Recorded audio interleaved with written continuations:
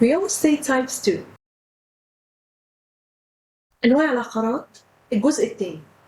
النهاردة هنتكلم عن العقارات الإدارية والعقارات التجارية. أول حاجة retail property، ودي المحلات والمولات اللي بتبيع بضاعة للناس بشكل مباشر.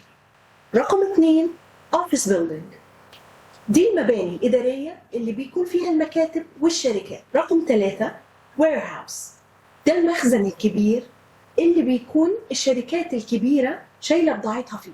رقم 4 industrial property، دي بقى المصانع والمناطق الصناعية اللي بيتم فيها التصنيع والإنتاج، زي كده المنطقة الصناعية بتاعت 6 أكتوبر.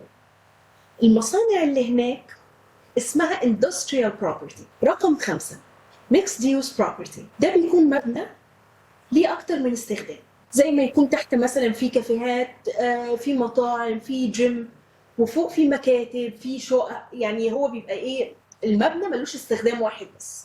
This is Premier English by سارة، ودي كانت أشهر العقارات التجارية.